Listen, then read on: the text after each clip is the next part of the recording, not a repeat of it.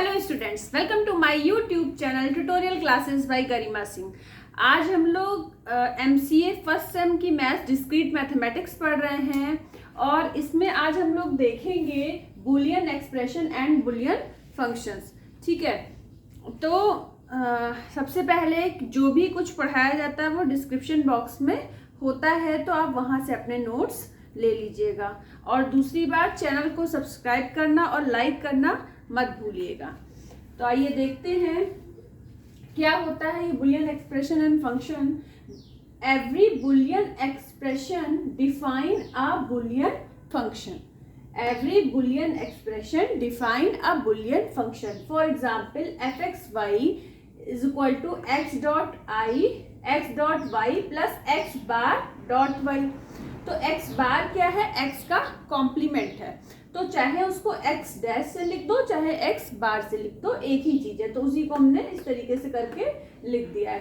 fxy is a Boolean function where xy is a Boolean variables and ये जो बीच में लगा हुआ है ना डॉट और ये प्लस का साइन, तो डॉट और प्लस क्या है? Dot plus are Boolean operators. ठीक है, तो अब इस फंक्शन के लिए अगर हम ट्रुथ टेबल बनाते हैं, सबसे पहले ट्रुथ टेबल फॉर fxy इसके लिए। ठीक है, तो xy दो वेरिएबल्स हैं, तो 2 की पावर n से हम निकालते हैं ना कि टेबल में कितने प्लेसेस हमको बनानी है। तो 2 की पावर 2, क्योंकि 2 वेरिएबल्स है तो आएगा 4। तो इसका मतलब हमें क्या बनाने हैं? 4 रोज बनानी है।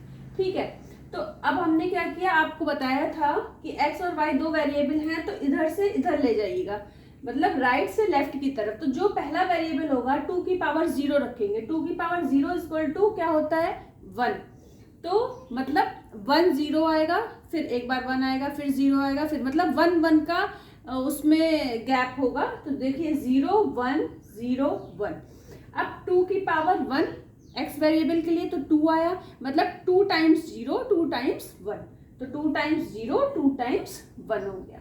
ठीक है, x डॉट y निकाल लेंगे इन दोनों का मल्टीप्लाई करके, तो यहाँ पे 1 मिलेगा, बाकी 0 मिलेंगे। x बार या x डैश क्या होता है? x का कॉम्प्लीमेंट होता है। अगर x की वैल्यू 0 है तो x बार की वैल्यू 1 होगी। तो जहां जहां x की वैल्यू 0 है वहां पे x बार की वैल्यू क्या हो जाएगी? 1। जहां पे x की वैल्यू 1 है वहां पे x बार की वैल्यू क्या हो जाएगी? 0। ठीक है, अब x बार डॉट y निकालना है, तो x बार की वैल्यू ये है, y की वैल्यू ये है, तो इन दोनों का मल्टीप्लाई कर दीजिए। 0 इंटू 1 0, 1 इंटू 1 1, 0 इंटू 0 0, 1 इंटू 0 0। ठीक है, अब fxy क्या है? x dot y plus x बार y। तो ये वाली कॉलम और ये वाला कॉलम तो हमने ऐसे बना दिया है। इन दोनों को क्या करना है? प्लस करना है। तो जब आप प्लस करोगे तो 0 प्लस 0 0, 0 प्लस 1 1, 0 प्लस 0 0, 1 प्लस 0 1। अच्छा, इसमें अगर आ जाता है 1 प्लस 1 तब भी 1 ही होता है। ठीक है, 1 प्लस 1 प्लस 1 तब भी 1 ही लिखेंगे। ठीक है, अब k map for 2 variables, 3 variables 4 variables आप पढ़ चुके हो। ठीक है, k मैप फॉर 2 वेरिएबल्स, अगर आपको जानना है 3 वेरिएबल्स और 4 वेरिएबल्स का k मैप तो आपको प्रीवियस क्लासेस देखनी पड़ेगी। तो क्या होता है इसमें, जो हम लोग पढ़ते थे 3 और 4 वेरिएबल्स के लिए, तो उसमें 4 वेरिएबल्स में नंबर ऑफ कॉलम्स और कितने बनते थे? टोटल नंबर ऑफ कॉलम्स और वो बनते थे 4 रोज बनती थी और 4 कॉलम्स बनते थे। ठीक है, अब 3 वेरिएबल्स में क्या होता था कि 3 वेरिएबल्स का मतलब है 2 की पावर 3 मतलब 8, तो इसका हाफ कर दीजिए। तो क्या बनता था उसमें?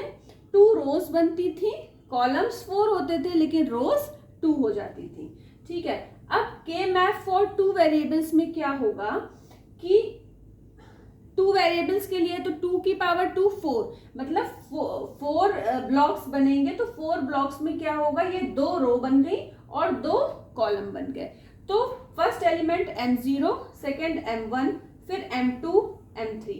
अगर आपको ध्यान होगा जो हम लोगों ने उसके लिए पढ़ा था, 4 के लिए पढ़ा था, तो हमने आपको क्या सिखाया था अगर ध्यान हो तो हम आपको याद दिला देते हैं। ठीक है, इस तरीके का बनता था। तो क्या हमने बताए थे, डेसिमल नंबर क्या बताए थे, 0 1 2 3, पहले यहाँ 2 फिर 3, 4 5 6 7, फिर यहाँ था 8 9 10 11 12 13 14 15। तो ये डेसिमल नंबर्स होते थे। और जब अगर 3 वेरिएबल्स के लिए होगा तो ये 2 लाइंस हो जाएंगी, ये 2 हट जाएंगी। लेकिन 2 वेरिएबल, तो यहाँ के हिसाब से अगर 2 वेरिएबल का 0 1 4 5 होना चाहिए केवल, लेकिन यहाँ पे क्या लिखा हुआ है, 0 1 2 3, ये होता है 2 वेरिएबल्स में। ठीक है, तो इसीलिए हम सबसे लास्ट में इसको बता रहे हैं, 0 1 2 3। ठीक, इसके बाद m0 की वैल्यू क्या होती है, x बार y बार, m1 की x बार y, m2 की x y बार, m3 की x y। कैसे, ये 2 वेरिएबल्स के लिए बना दिया हमने 4 ब्लॉक्स। इधर देखिए, यहाँ y आएगा, यहाँ x आएगा, ये x बार है, ये x है, ये y बार है, ये y है। आप x बार y बार का मल्टीप्लाई करेंगे तो यहाँ पे आएगा जो यहाँ लिखा हुआ है, फिर x बार y आएगा, फिर x y बार यहाँ पे आ जाएगा और x y यहाँ पे आ जाएगा। ठीक है, अब हम एक ट्रुथ टेबल ले लेंगे फंक्शन f1 और फंक्शन f2 के लिए, और फिर हम कैसे वैल्यू पुट करते हैं वो देखेंगे। तब तक आप इसको बोर्ड को देख लीजिए।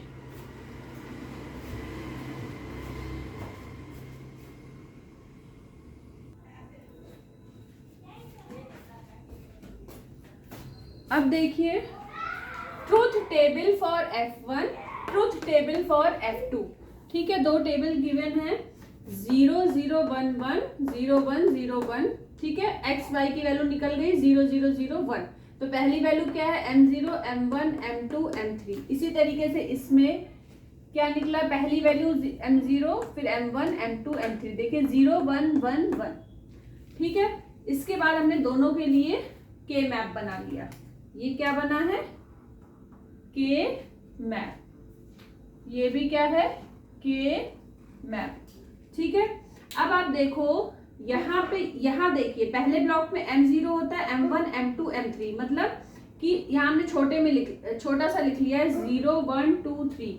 तो अब देखिए केवल m3 की वैल्यू गिवन है 1, तो वो हमने यहाँ पे m3 की जगह पे पुट कर दिया। यहाँ पे देखिए 1 1 1 m1 m2 m3 की जगह पे, तो m1 m2 और m3 की जगह पे 1 पुट कर दिया। अब यहाँ से फंक्शन क्या निकलेगा, जहाँ पे 1 होता है उसी की वैल्यू लिखते हैं फंक्शन में। तो x इंटू वाई, यहाँ पे 1 था तो इस वाले ब्लॉक की वैल्यू क्या है, एक्स वाई, तो एक्स वाई लिख दिया, फंक्शन की वैल्यू एक्स वाई। यहाँ पे फंक्शन की वैल्यू क्या होगी, देखिए इस वाले की देखिए क्या होगी, x बार x y बार, फिर इस वाले 1 के लिए x y, और इस वाले 1 के लिए क्या होगा, x बार y, ये लिखा हुआ है। तो इस तरीके से हम निकालते हैं 2 वेरिएबल्स के लिए। ठीक है, तो अगर वैल्यूज कुछ गिवन होंगी, एग्जाम में दी होंगी सिग्मा या पाई के टर्म्स में, तब तो आप उसको सॉल्व भी कर लोगे, क्योंकि आपको ये पता है। तो जो वैल्यूज गिवन होंगी उस जगह पे आप 1 लिख लोगे, और 1 लिखने के बाद फिर आप फंक्शन निकाल दोगे। ठीक है, तो आज हम लोगों ने पढ़ा के मैप फॉर 2 वेरिएबल्स, और नेक्स्ट क्लास में हम लोग पढ़ेंगे, क्या पढ़ेंगे नेक्स्ट क्लास में, गेट्स पढ़ेंगे। ठीक है, तो उसमें एंड गेट, और गेट, नॉट गेट, इन सब के बारे में हम लोग नेक्स्ट क्लास में पढ़ेंगे। और नेक्स्ट क्लास ही आपकी इस यूनिट की लास्ट क्लास होगी। आज के लिए इतना ही। All the best to all of you. Please please please channel को सब्सक्राइब करना मत भूलिएगा।